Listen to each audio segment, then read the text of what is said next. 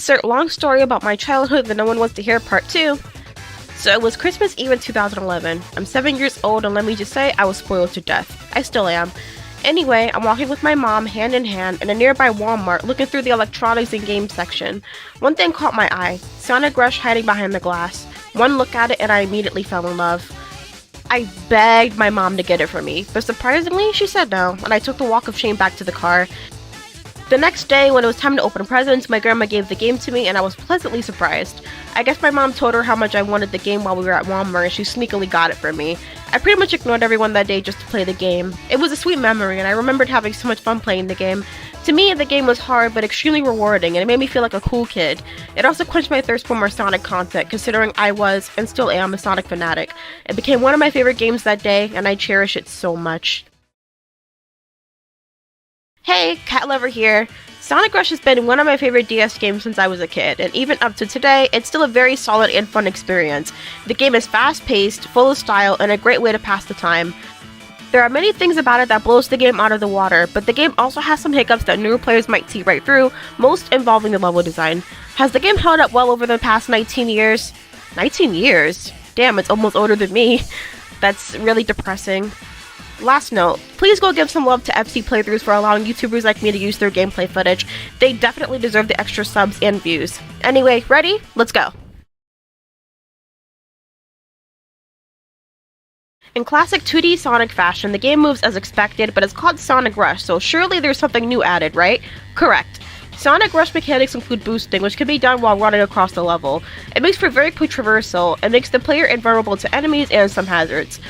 There is a meter for it though, and it can be fueled in indirect ways by killing enemies, going through certain objects, and the main way, by tricking.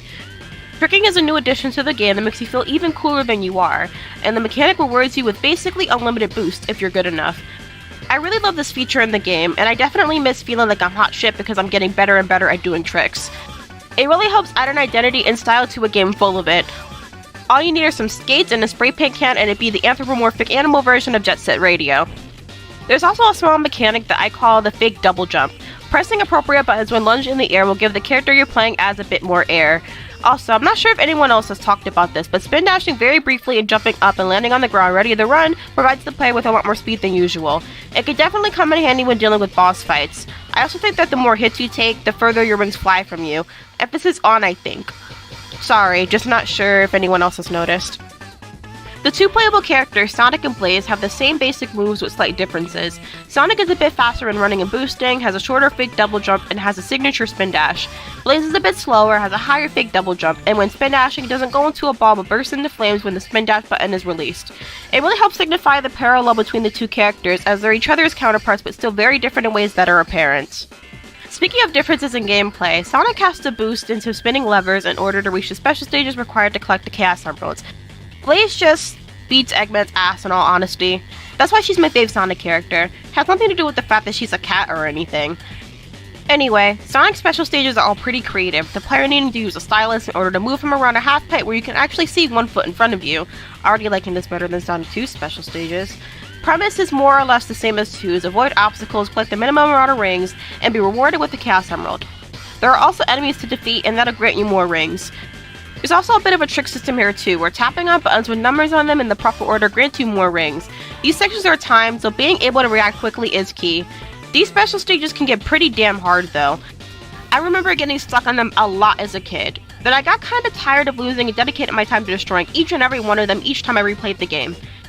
You can only get 1 Chaos Emerald per level, but if you fail, there are multiple entrances to special stages in each act.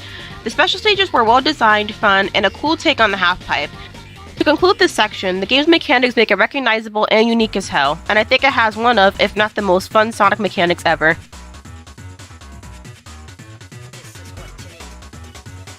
I'm gonna sound like a jerk, but you can tell Dimps developed this game. Props to them for making the advanced games in this one of my favorite games ever, but they dropped the ball here, again.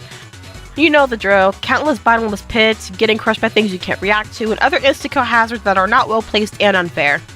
Since Rush is a 2D game, platforming here and there is a guarantee, but this game is all about going super fast and suddenly I'm smacked in the face by platforming over bottomless pits. It's a really odd thing to put in a game where you're moving at the speed of sound, but I can't say I dislike these sections. I do, however, dislike the hazards and overall level design present in the later parts of the game. Sky altitude has many, and I mean many hazards. Instead of bottomless pits, you have insta-kill lasers where pits would be. There are also parts in the level where you're extremely vulnerable, having to navigate around with a parachute. This wouldn't be too bad, but there are hawk enemies that dash towards you very quickly, and if you're knocked out of the air, you're very likely to fall into a laser. Due to there being nothing you can do while you're hit until you're on solid ground again, this can be torturous. Deadmine has a lot of moments like this too, but instead of lasers, it has anti-gravity sections where you can easily fall up to your death. Or hard-to-control rock is usually placed over bottomless pits. The later levels can really give you some trouble, but aside from that, the level design isn't all bad. The design is great for going fast, which is the purpose of the game, and though it has a few hiccups, I really like the levels and their gimmicks. I've said before that 2D Sonic games have their levels follow a certain formula. Jungle/forest themed levels, sand/pyramid levels, casino themed levels, water themed levels, the list goes on. And I gotta say, I'm not tired of it yet. They still managed to be creative despite the seeming lack of creativity. The level design may not be perfect, but it's still fun in its own way. Bosses present in 2D Sonic games usually aren't too impressive, and honestly, I don't know how to feel about them here. Let's start with the good. The bosses are all creative, and sure they follow that really annoying formula of wait for the boss to finish its really long attack pattern before getting one chance to attack, but I'm more interested in the aesthetic and designs of the bosses themselves.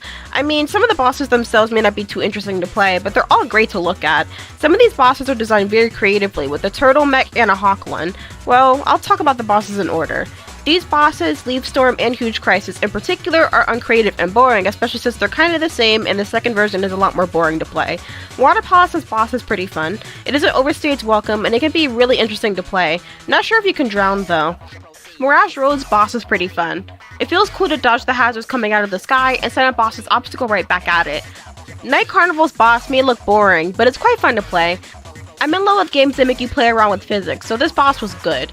This boss for Altitude Limit, which I was just praising for being creative, is one I find really annoying. Ever since I was a kid, it's been hard for me to dodge these stupid wind attacks and it's harder to pick up rings in a boss fight taking place in the air.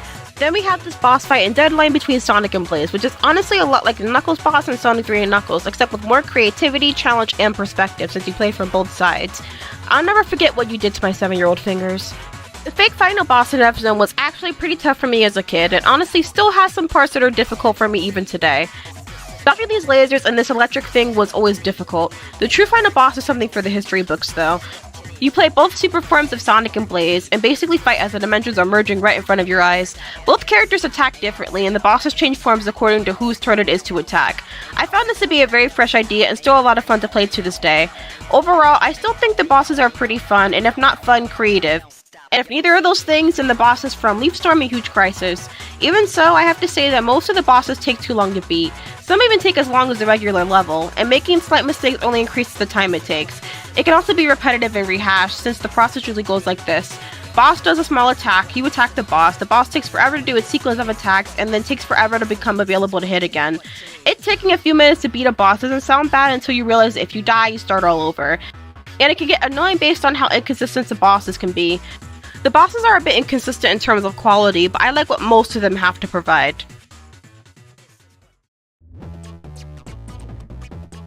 This is more of a pet peeve I have with a lot of games, that being inconsistency in gameplay. In Sonic Rush, you're boosting for most of the game, and you're able to basically burst through every enemy with ease. But there are sections of the game where you're trapped in a room with badniks, and the only way you'll be able to leave this room is if you defeat them all. Wouldn't be too much of a halting gameplay if the game didn't introduce an enemy that conveniently takes 3 hits to die and has invincibility frames in between hits. These sections are too bad, as like I said, killing enemies simply by boosting into them is pretty easy, but I just find it to be an inconvenience that doesn't really fit in the game. There are other parts I don't like the side-scrolling sections of Mirage Road. I've never liked side-scrollers, but I can usually tolerate them. Usually. Here, though, it's pretty jarring. It's a bit difficult to judge where you are on the platform, so when rocks come falling out of the sky, it can be hard to dodge them. Not to mention these sections are as slow as dirt in a game that prides itself on speed. I don't know, I just wasn't a big fan of these sections.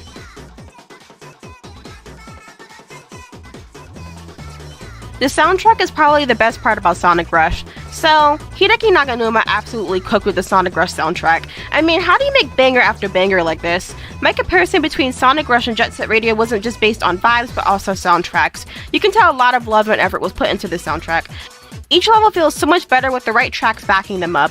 It can really help you immerse yourself in the game more and feel infinite times more stylish and cool than you already do playing this game. Each track is so much more unique than the last, but all of them sound familiar side by side, no inconsistencies unlike a certain game I've already reviewed. What You Need, Bomber Barbara, and Wrapped in Black are my personal faves. Also, not sure how true the Wrapped in Black thing being inspired by Malcolm X is, but it makes me happy for obvious reasons. Anyway, the vibes in the game are immaculate too. Everything layered on top of each other, the tricking system, the boosting, the soundtrack, the level gimmicks, it all just comes together so beautifully, naturally. I mean, you can even do tricks after completing a stage or winning a boss fight on the score results screen. I have yet to feel this impressed and enamored by another Sonic game's aesthetic. You had my love for me when I was 7, and 13 years later, you still do. Hear me out. The quality of Sonic Rush has shown some age. Obviously, it's a DS game, is gonna age. But there are so many games on the Game Boy Advance that look a million times better than the games on DS. Let's compare Sonic Advance and Sonic Rush, for example. The Sonic Rush sprites look more lively, have more personality and better pixel art, and overall more detail. Sonic Rush's in-game sprites aren't bad by any means, but put them side by side with the ones from Advance and choose which one looks better. It just makes the game look old, and yeah, like I said, the game's almost older than me, but it just feels a bit weird for it to look like this. Hell, even the Sonic Battle sprites look a little better. Maybe it's because the playable characters in Sonic Rush are further from the screen than in Sonic Advance, but my point still stands. I still love the cutscenes and dialogue sprites though.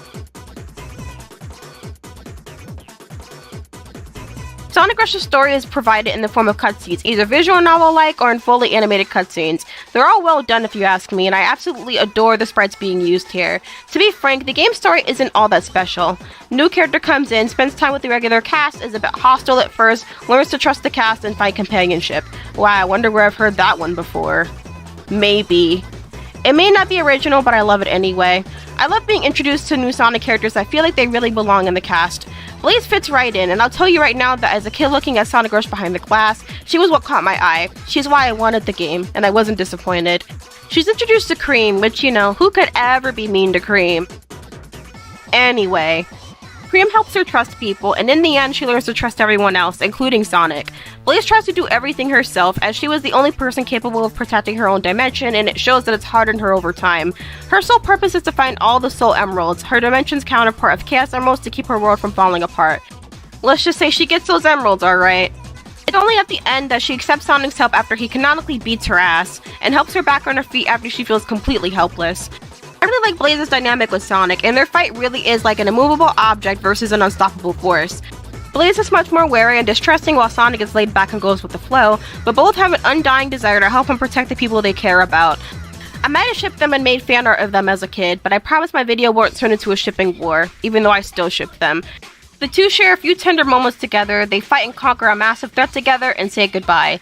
It's one of the most heartfelt and bittersweet endings I've seen in a Sonic game. Sonic holding on to Blaze as they're being pulled away from each other is so cute. Sorry. It's also so touching how sad Cream is to see Blaze go. The game has a few other characters present in cutscenes that don't have much impact on the story, other than Blaze knocking the shit out of Knuckles. The story itself wasn't mind-blowing, but it didn't need to be. It did what it set out to do, give me one of my favorite characters ever. That's more than enough. Sonic Rush is a good game. It hits most of its marks, and the ones it missed were a good attempt.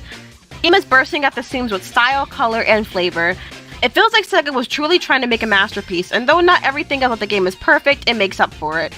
Most of the levels are fun to play through, though some of them have a few problematic sections. The bosses are great, and though not perfect either, an attempt is made. You don't usually feel too frustrated with them as long as you're okay with breaking your fingers occasionally. The mechanics make the game easy enough for any Sonic or non-Sonic fan to pick up and enjoy. The other features only add to how special the game is. It definitely looks like it was released in 2005 on the DS, but it's not bad to look at all and is quite beautiful a lot of the time. The game also has great music too, and in my opinion, I'd say Rush has one of the best soundtracks in the entire series. There may be some points where you're confused or frustrated, and that can really bring the game down quite a bit because these moments can last a while. It's not a matter of playing well, but being able to predict the unpredictable. It can be unfair at best and inexcusable at worst, and it's really not how a game should be. The game definitely has effort and love put into it though, despite its flaws. I saw it as a kid and I see it now as an adult. So, I'll give Sonic Rush an 8 out of 10. I might be a little biased, but I gotta tell it like it is. And we're done! Sonic Rush was definitely an experience, and a fun one at that. It has so many gimmicks and other unique things about it that make me so glad to be a Sonic fan. really didn't know that on that snowy, cold-ass Christmas day back in 2011 that I'd be getting something special, something I still adore. I can't tell you how much fun it was to share my thoughts with you. It's one of my favorite Sonic games, and I can't wait to talk about other games I played as a kid. Maybe there's something you think that differs from my opinion? I'd love to know. I'm Cat Lover, it's been real. Peace.